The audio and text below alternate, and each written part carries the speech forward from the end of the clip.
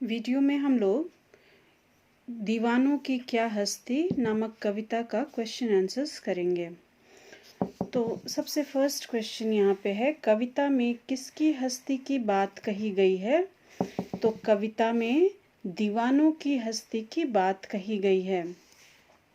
Second question है हमारा, दीवाने क्या उड़ाते हुए चलते हैं? तो दीवाने धूल उड़ाते हुए चलते हैं। नेक्स्ट क्वेश्चन है, दीवाना हंसते हंसते क्या हार कर जाता है?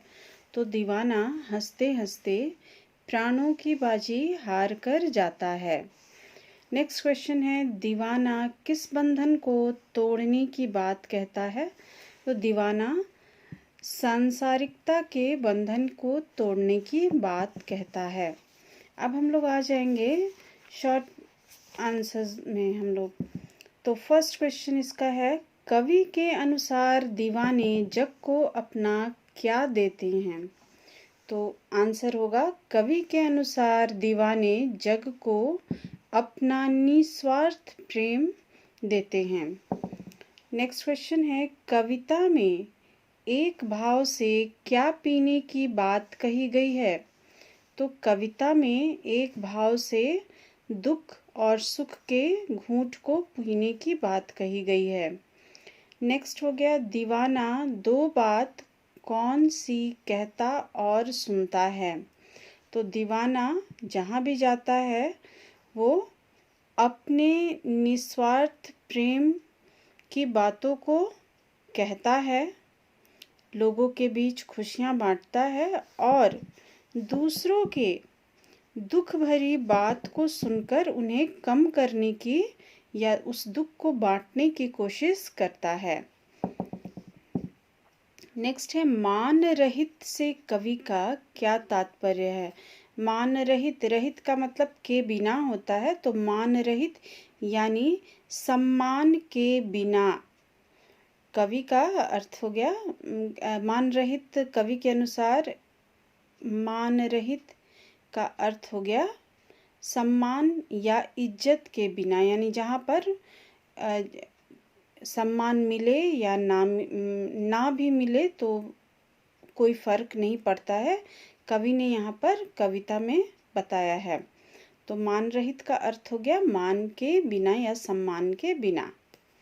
अब हम लोग आ जाएंगे, इस कविता में कवि ने क्या लुटाने के लिए कहा है? ये लॉन्ग क्वेश्चंस है, तो इसमें आंसर हम लोग का होना है।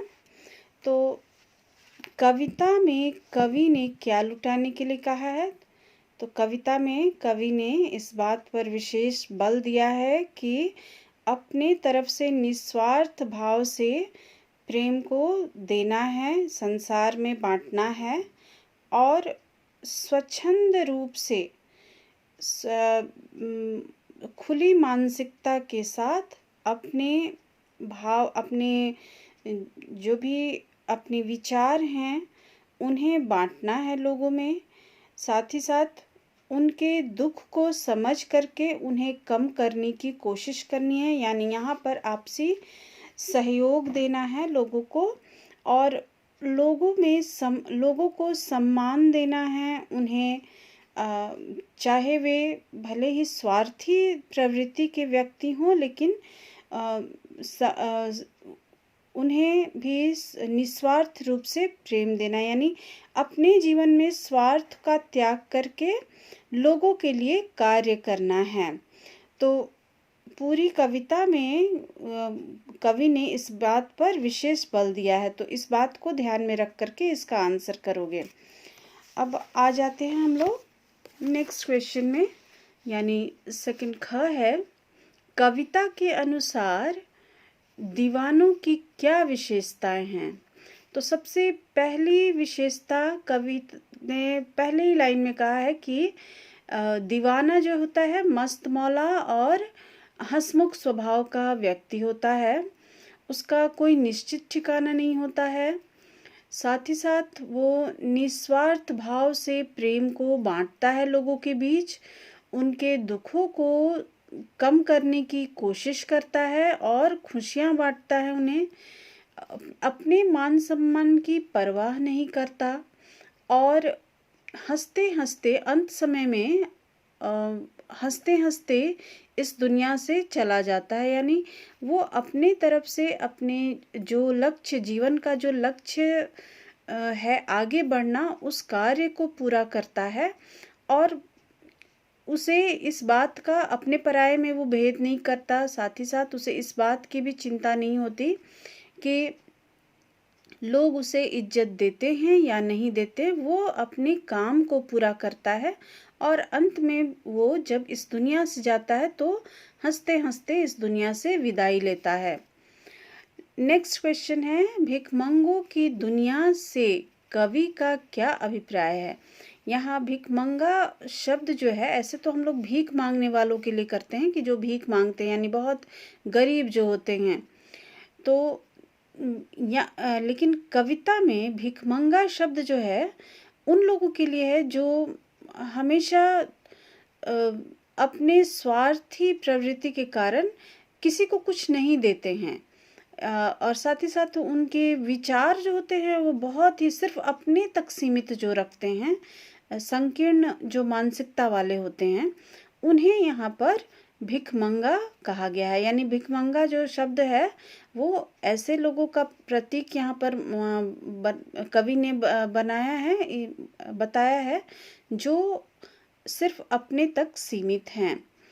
तो उन लोगों की दुनिया, यानी कि जो हमेशा अपने और पराये का भेद रखते हैं और स्वार्थी प्रवृत्ति के होते, संकीर्ण मानसिकता वाले होते हैं, सिर्फ अपने विषय में सोचते हैं। तो कवि का यही कहने का अर्थ है। तो इसका क्वेश्चन ये हम लोग का हो गया। घ वाला हम लोग छोड़ देंगे क्योंकि ऑलरेडी हम लोगों ने कविता के सारांश में व्याख्या को पूरा कर लिया है, यानी आशय हो चुका है सारांश में ही, तो इसको हम लोग रहने देंगे। अब हम लोग आ जाएंगे नेक्स्ट क्वेश्चन, यानी यहाँ पे जो है ऑब्जेक्टिव वाला जो है उसको हम लोग देख लेंगे। हम दीवानों की क्या हस्ती के रचयिता कौन है। तो यहाँ पर सही ऑप्शन है भगवती चरण वर्मा। दीवाना किसका भार लेकर वापस जाता है। तो असफलता का भार लेकर वापस जाता है। नेक्स्ट क्वेश्चन है, दीवाना रुकने वालों के लिए क्या कहता है। तो दीवाना रुकने वालों के लिए आबाद रहें कहता है। तो ये हम लोग का क्वेश्चन आंसर्स भी कंप्लीट हो गया। अगले वीडियो में हम लोग नए चैप्टर के साथ मिलेंगे और चैप्टर को ध्यान से क्वेश्चन आंसर्स देख लीजिएगा आप लोग।